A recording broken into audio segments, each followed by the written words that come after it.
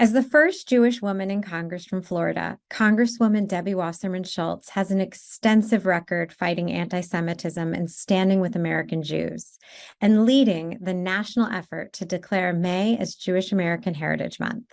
Recently, Congresswoman Wasserman Schultz visited Israel in the immediate aftermath of Hamas's brutal terror attack and led colleagues in standing in solidarity with Israel at the Capitol. Congresswoman Kathy Manning is also a staunch ally of Israel and the Jewish community. As the first woman to serve as chair of the Jewish Federations of North America, Representative Manning has an extensive career fighting on behalf of and with the Jewish community. In her current role as co-chair of the House Bipartisan Task Force for Combating Anti-Semitism, Congresswoman Manning has devoted countless hours to fighting hatred targeting Jews. She, along with Congresswoman Wasserman Schultz, are tireless advocates for Israel in Congress. We thank both Congresswomen for joining us. However, they are not yet with us.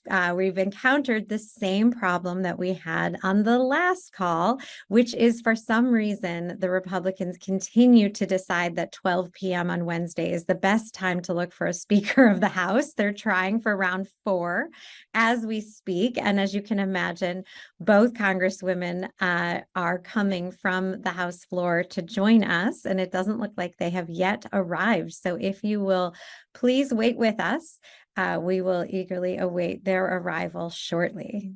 Thank you.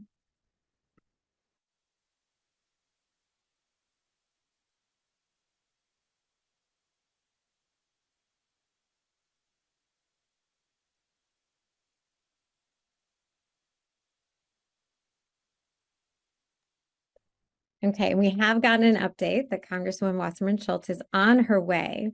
So this is the 4th attempt to find a speaker. The one they're voting on today, not very well known, congressman from Georgia, who's been there since 2017. We'll see if this one sticks.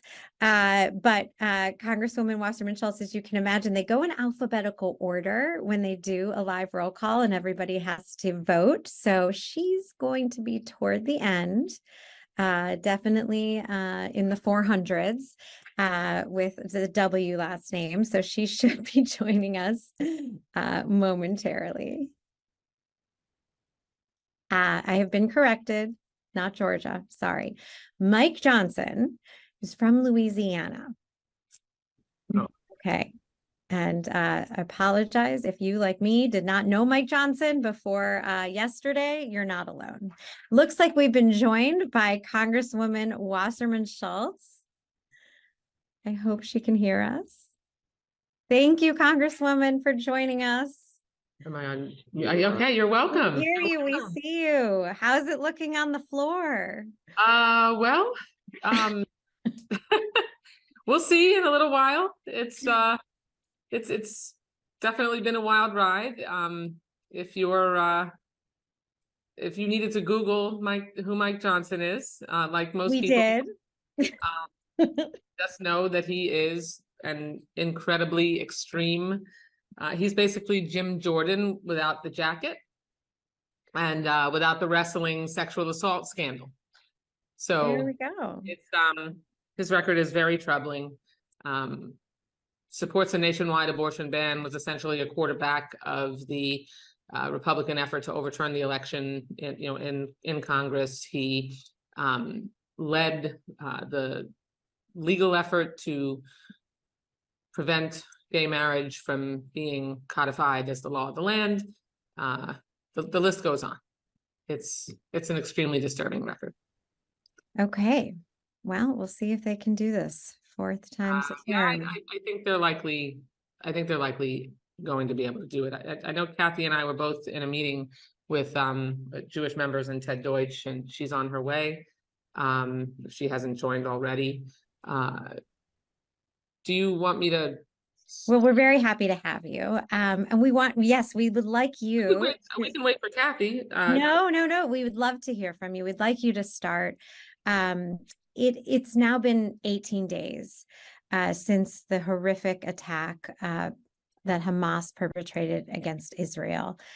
Since the war began, the overwhelming majority of Democrats have unequivocally condemned this terror and expressed their strong support of Israel. We'd like to hear from you what your message is to the Jewish community at this time, what House Democrats are doing to support Israel, and what potential impact Republican disarray has had on our ability to stand by Israel. Well, thank you to JDCA, to you, Haley, and to Ron, and all my friends who I quite literally see facing me on the screen. Thank you for the incredible effort that JDCA has made to help make sure that we can bring our community together and be the strong voices that are the strong pro-Israel voices through our democratic lens, and that are so essential right now. I mean, probably like me, the past 2.5 weeks for you have been like no other in my life. Certainly not in my almost 20 years in Congress. Some of you may know that I was in the region on a congressional delegation trip that was focused on the Abraham Accords and the normalization agreement that was in process with the Saudis. We met Friday night with the Saudi leadership very late into the evening and woke up a few hours later to the news of alarms going off all over Israel and the horrendous Hamas attacks. This was intentional and horrific violence that targeted Israeli civilians. I have cried a portion of every single day since that time. While we were there, we were scheduled to go to Israel and went, even though the State Department was urging us to come home, we were determined, and it was bipartisan, bicameral, led by Joni Ernst, Jimmy Panetta, and Don Norcross were with me as well. And we were determined because it's one thing to talk about being pro-Israel, one thing to talk about, standing by Israel's side and that they're our most important ally and friend. But I'm a show me person, not a tell me person. And we wanted to demonstrably show the Israeli people, meet with the Israeli leadership. We met with families there that from the very beginning, in the immediate aftermath of this tragedy, that the U.S. government and representatives of the U.S. government would be there. The ferocity of the violence was shocking. The stories that I have heard, the videos that I've seen, that I'm sure many of you have seen as well, that I can't unsee, they'll stay with me for the rest of my life. But it's important that we all serve as shock absorbers, really, because it's imperative that Israelis who experience this don't have to shoulder absorption of all that pain by themselves. We're a community. We have to tighten the weave of our netting so that we can make sure that we support not just the people who lost family members, but especially focus on bringing hostages home. I wish I could comfort everyone who's suffering, but the key thing right now is that we can see the narrative shifting, Haley, and a lot of the focus now has shifted to the plight of Palestinian civilians who we know have the Hamas terrorist cells embedded within their civilian infrastructure. And, at the end of the day, we are making sure that as Jewish members, we're doing the kind of outreach necessary to our other colleagues who are in minority caucuses. We had a meeting this morning with the Black and Jewish, Latino and Jewish, and Asian Jewish caucus leaders and former Congressman Deutsch about how we can work together across our communities, because I would imagine that you all, like me and our other Jewish colleagues, are feeling a little lonely right now. I'll just close, Haley, by saying that I and my colleagues joined me in articulating to some of our non-Jewish colleagues this week that we really feel as Jews, as a community, so often that Jew hate is, if not okay, it's less concerning than hate against other communities. that the solidarity that it is corralled and coalesces around communities when they, Asian, Latino, African American, that the solidity that occurs and the sustained support against oppression of other communities and hate against other communities isn't felt either as long or as significantly by our community. And we all know the variety of reasons that's the case.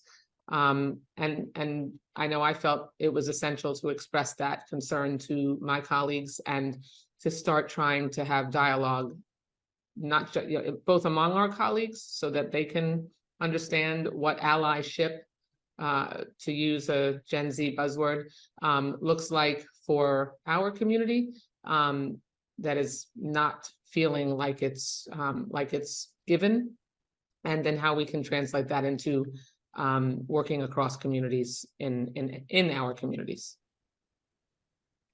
Thank you so much, Congresswoman. I don't know if I know you have to go back to have this vote, and we've been joined by Senator Rosen, who was also recently in Israel. I don't know if you have any final thoughts you'd like to share with the 300 plus people on today. We've been gathering. This is our third week.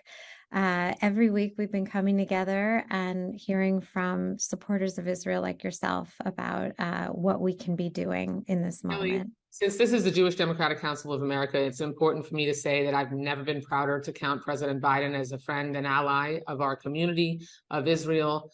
That he, beyond doubters' wildest imaginations, he has stood strong, been resolutely clear that neither ceasefire nor this de-escalation would do anything other than empower Hamas.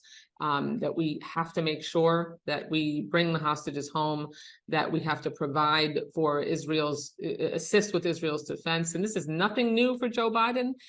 If there were any doubters out there, those doubts were clearly put to rest when even David Friedman, the former ambassador to Israel from the United States under he who shall not be named, praises thoroughly and completely our president, then you know that he's done right by our community, and I am confident that he will continue to do so. And I'm going to go to the chamber now and vote against someone who would be the worst possible. Well, really, I'm going to go vote for Hakeem Jeffries, but I will join my colleagues in standing strong in forging the continued path forward in a bipartisan way to the extent possible, and standing strong for Israel's security. And I'm Israel Chai.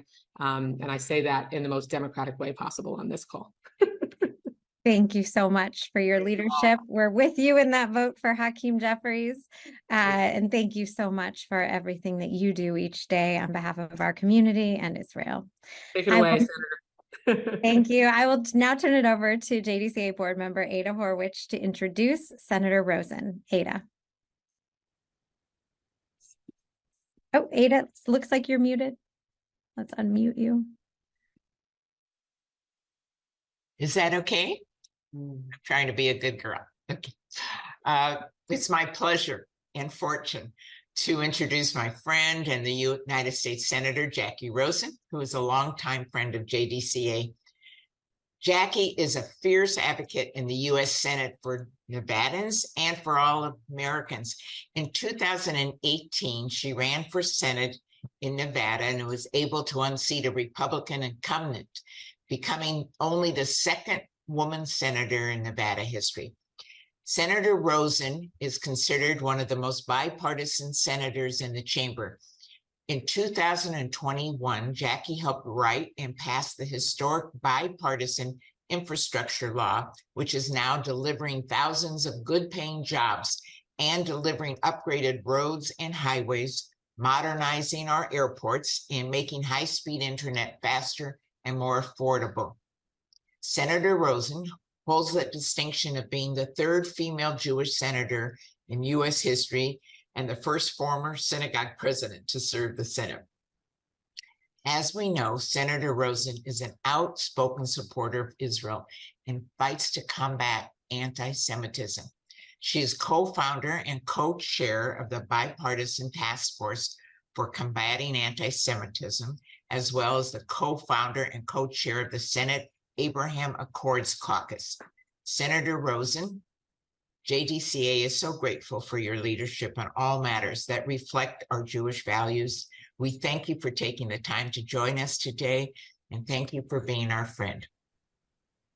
Oh, Ada, Haley, everybody on the call. I'm just so grateful for all the work. I can't see all of you, but I know collectively, every one of you have been working in your communities, in your neighborhoods, whether it's locally, in your state, federally, for probably most of your lives on these issues that are important.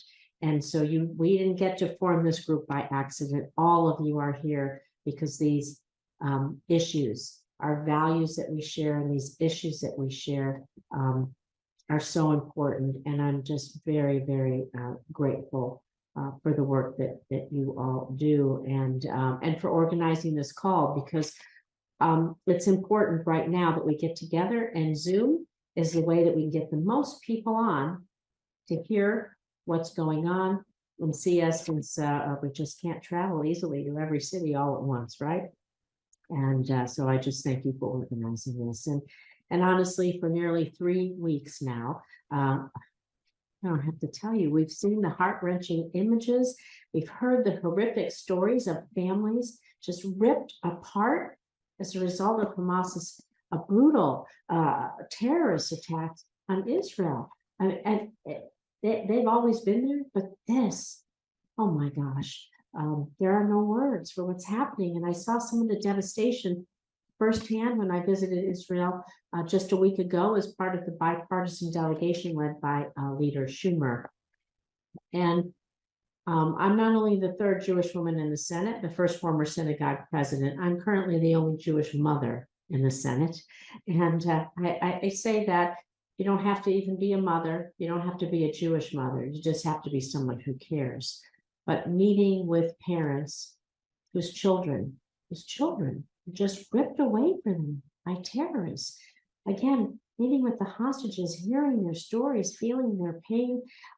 We cried with them, their heartbreak. I just can't explain to you. And some of my team has also been in some of these meetings here on the Hill. These meetings will haunt us and stay with us for the rest of our lives. The feelings that we felt in these rooms, hearing their stories. And I just want to highlight one particular story that I'm not going to forget. And I'm sure that this woman has said this. You've probably seen her say it on TV again. She's been on the news a lot. And a woman whose family member taken by Hamas, obviously hostage. And she was in that group of, we met a representative group of hostages, hostage families, excuse me, when we were there.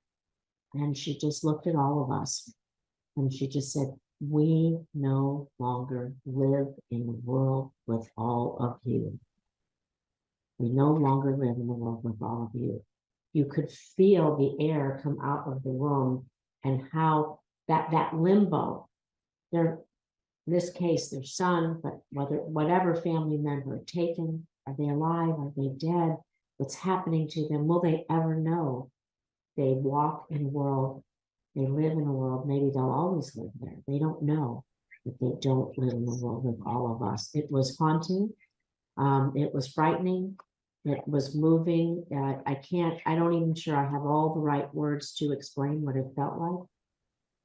I hope I never walk where they walk, and we have to do everything we can to bring their loved ones back every day for them, every moment and eternity. And so thanks to the work of the United States, Israel, other partners, I know we've seen public reporting, working around the clock. Some, just a fraction, some of the hostages have been freed, returned to their families, but we still know that more than 200 hostages remain, more than 200. And I can tell you that I'm doing everything in my power to make sure that these families are made whole again, and that every hostage is returned to Israel.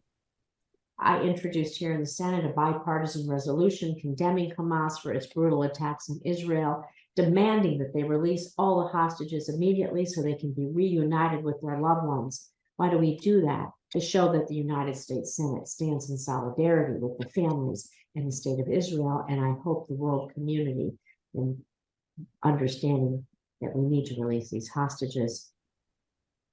I also want to tell you that during our visit, we also met with Israeli government officials. They told us that they're getting all the support they need right now from the United States. All the support, it's there, it's coming, but it's critical that it doesn't run out. So whether we were meeting with Prime Minister Netanyahu, Defense Minister Gallant, Opposition Leader Lapid, Benny Gantz, the message was the same from all of them. Israel is going to defend itself against terrorism and defeat Hamas. Israel will defend itself against terrorism and defeat Hamas. They just need the support to do that. We were there to tell them we stand with them. And really, I just want to reiterate so strongly, and Debbie said this so well too, our bipartisan delegation, we were clear, and everyone I've spoken with, or most members I've spoken with here, United States stands firmly with the state of Israel, and we will provide all the support that it needs. And so what does that mean? It means providing the funding and defensive capabilities to protect Israeli people from terrorism, provide humanitarian aid to innocent people, to make sure every hostage is returned safely to their loved ones, and importantly, hold Hamas accountable for the atrocities that they have committed on the Israeli people and others who were there in Israel when they did this brutal attack. So I'm going to work with Senate Democrats and Republicans to provide Israel with those precision-guided munitions, more Iron Dome receptors, and of course, any other resources that it needs. I know that's been publicly reported what the president has already sent us and asked for, and we will be doing that. I'm leading the charge, of course. Be sure that we get those 2 Iron Dome batteries, additional Iron Dome batteries transferred to Israel. They're in our possession. We aren't using them. By providing these batteries to Israel, this is going to save lives, significantly enhance Israel's ability to shoot down incoming rocket fire from wherever it's coming from, north and south. It just gives them more capability. Why is this important? Because the reign of terror happens every night as hundreds of missiles are flown or shot off into Israel. And in less than 24 hours we had on the ground, we were forced to take shelter multiple times. The Hamas rockets, they just go up. No one knows where they will land. You go into that shelter, wherever that is, wherever you can go, and you wait, and you wait, and you wait some more. And when you get the all clear, you come out to see maybe what's happened on that block, on that building, in your neighborhood, wherever you are. You don't know till you emerge. And this is the kind of terror that Israelis live with every single day since these attacks have begun. Of course, they've been doing it for a long time, but this giant barrage is every single night lighting up the sky. And this is why Iron Dome is critical for Israel's security, and it's why we promised to replenish the Iron Dome interceptors, excuse me. We made these commitments to Israel's leaders when we were there, and I'm going to make sure Congress follows through on these commitments. Now I'm going to turn a little bit back to home. Back to home. Here we are, all of our neighborhoods, wherever you are listening from. We know, sadly, about the disturbing rise in anti-Semitism, not just in our synagogues or JCCs, but in our communities, in our streets, in a community around you. I don't have to tell anybody on this call what's happening out there. And I am proud to be the co-founder and co-chair for the first ever bipartisan task force to combat anti-Semitism. And I'm going to continue to do everything in my power to make sure we fight against anti-Jewish hate right here in the United States. We must do that. I'm going to talk a little bit about how we're going to do that. We have the nonprofit security grant program that's going to give security grants to synagogues, JCC's houses of worship, community centers, allow them to take these grants and make themselves safer, whatever that is. This is really important that we protect ourselves at home from terrorist attacks. The targeted violence, we've seen graffiti, targeted violence, attacks. Just watch the news. I'm sure only a fraction of it is reported.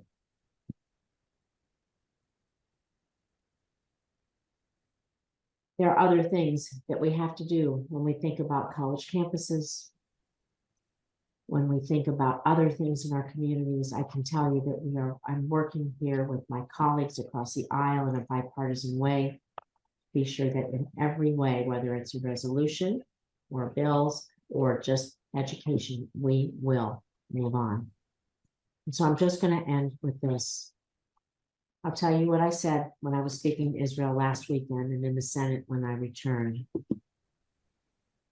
History has shown what happens when the world abandons the Jewish people. History has shown what happens when the world abandons the Jewish people. We cannot let that happen. America will never abandon Israel. And I will finish with what everyone else does too. Yisrael Chai, and thank you for your work.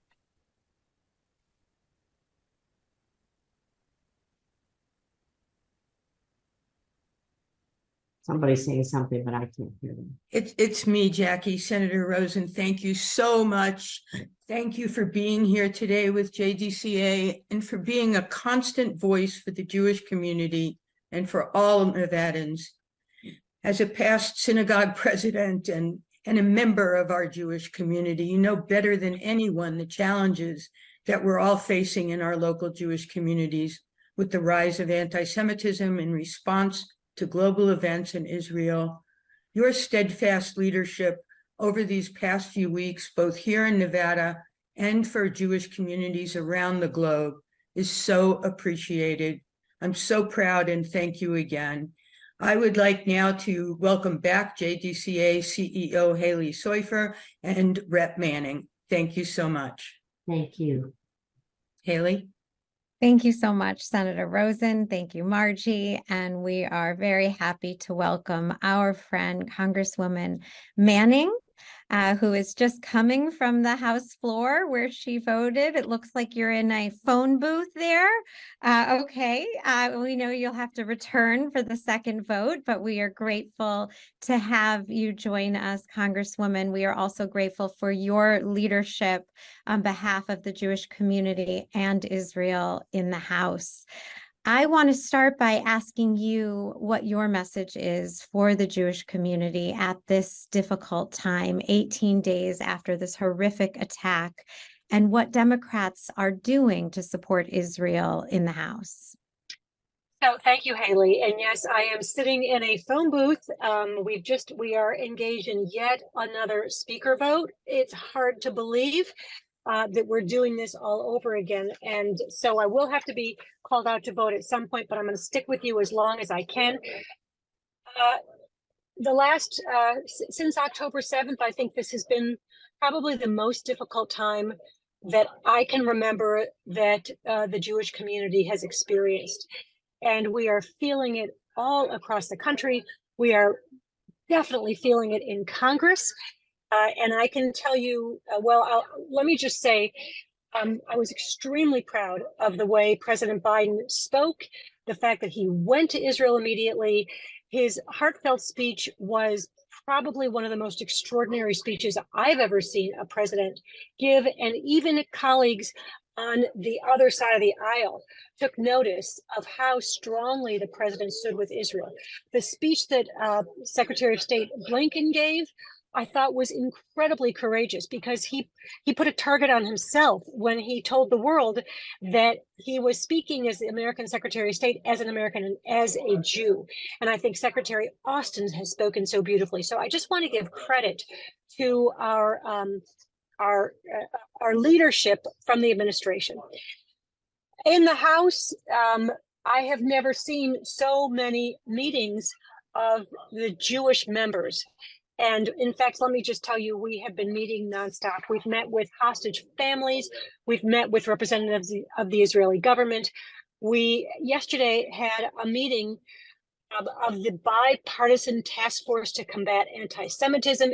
I am the lead co-chair on that meeting, and it was an extraordinary meeting. We were privileged to have Ted Deutsch come back. He finally completed his 1 year of separation, and he brought with him Erwin Kotler, Michal Kotler-Wunsch, and some of the hostage families. And so it was a meeting that had multiple purposes. But after we talked about the hostages, the Jewish members spoke to the non-Jewish members about how they have been feeling over the past however many days it is, 17, 18 days. And I will be honest with you, what you've seen in the press is what the Jews in Congress have felt, which is that the American Jewish community feels that it has been abandoned by the progressives. And that was expressed loud and clear by so many members of Congress, and it was heard by the non-Jewish members who were in the meeting. I am speaking on a daily basis with Jews on college campuses, and I'm also speaking with chancellors of universities who we believe have not spoken out strongly enough. So it has been a difficult time.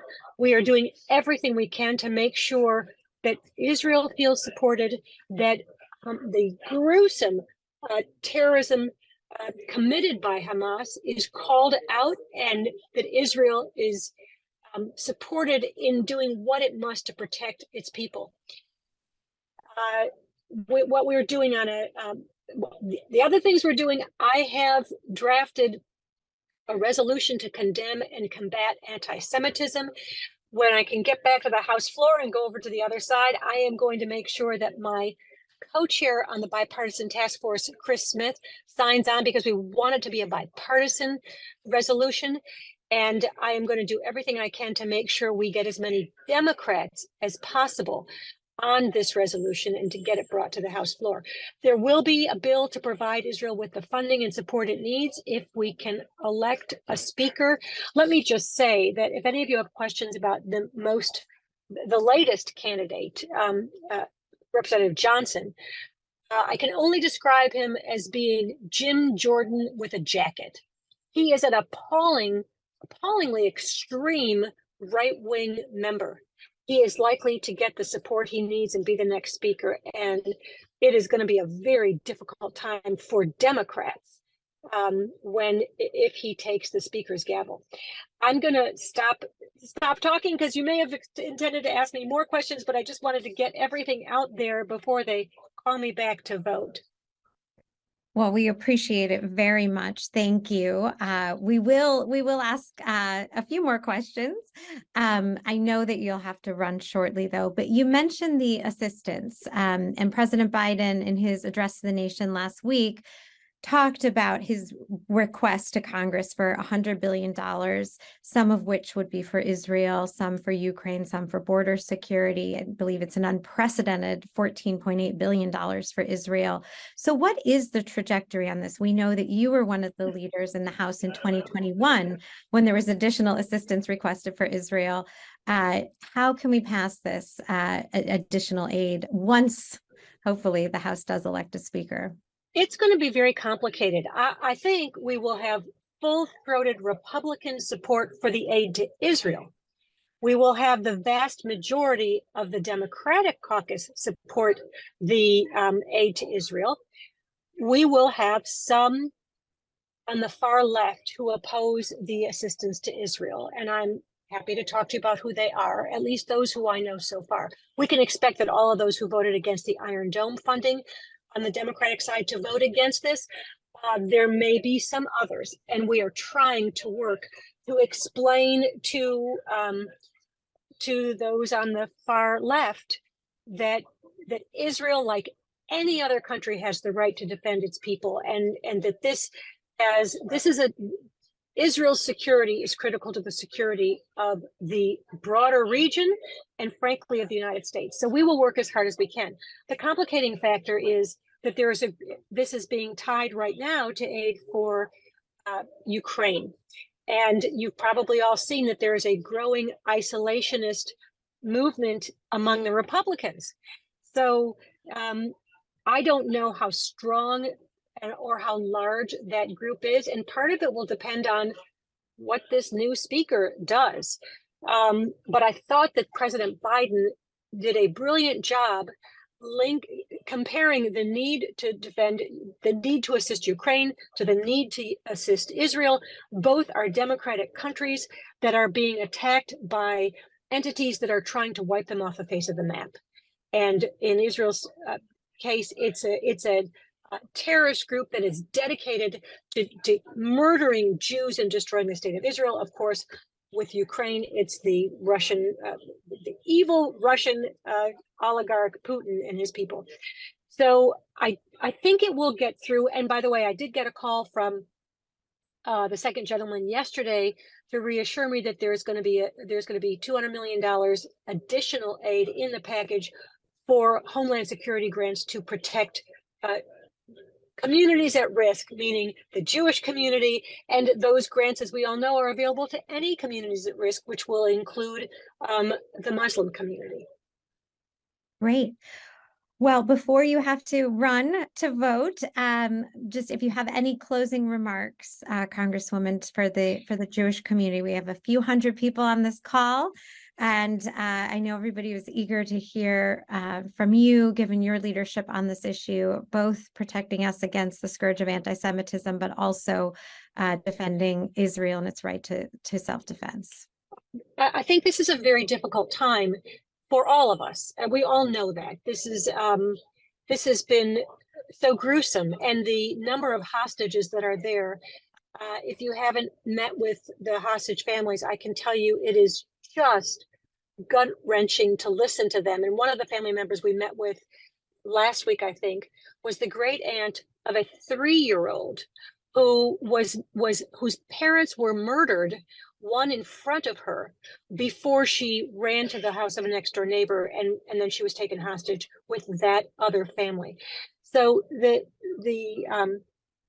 appalling acts that Hamas has committed are beyond belief. I know that there are many on this call who feel strongly that the current Israeli government has failed to support, to take steps to enhance the Palestinian groups that are willing to support peace. And I just want to say we need to be clear-minded about the fact that the group that is holding our hostages is holding the Palestinian people hostage as well. And that if you really want to stand up for the Palestinians, you need to stand against the terrorist group Hamas, because they are the perpetrators of evil. And this situation is very clear. They have within their ability the keys to stopping what's happening to the innocent people in Gaza. If they would release all the hostages, relinquish terrorism, and acknowledge that Israel has the right to exist, then we could be on firm footing, heading toward the two-state solution that so many of us believe is the right solution in the Middle East. So usually I like to be more organized in my thoughts, but this has been a chaotic week, and I'm just about to walk into Groundhog Day yet again. So I just want to thank you all for everything you do every day. This is the time to remember our Jewish values, remember our democratic values, and stand strongly with Israel and with the global Jewish community. So thank you all. Thank you so much, Congresswoman, and thanks to Congresswoman Wasserman Schultz and Senator Rosen as well for joining us today. And thanks to all of you, the hundreds of you who joined us for our third weekly program. In the aftermath of the worst single-day massacre of Jewish people since the Holocaust, we have found comfort in our JDCA community, in activism and leadership. And we are grateful for all of you for coming together each Wednesday for our virtual briefings with experts and elected officials. And yes, we'll be back next week as well. Hopefully there will not be a fifth speaker vote at exactly the same time, but we shall see. We will continue to meet each week so long as this war continues. And if you are not already, please make sure to subscribe to our email list to stay up to date on our briefings and other information. We also encourage you all to take action with us. Please join us in calling on the Senate to confirm the nominee to serve as U.S. Ambassador to Israel, Jack Lew. We also have an action item urging Congress to fulfill the president's request for aid to Israel. You can find both links to these actions in the Zoom chat or at jewishdems.org. You can also send a letter to your member of Congress thanking Democrats for their leadership in this moment of crisis for Israel. So do please go to our website. We also have key facts and talking points for all of you, which we encourage you to utilize and share. Again, thank you for joining us today, our third week in a row. We'll be back next week, and please stay safe, stay hopeful, and stay engaged. We will see you next week. Thanks.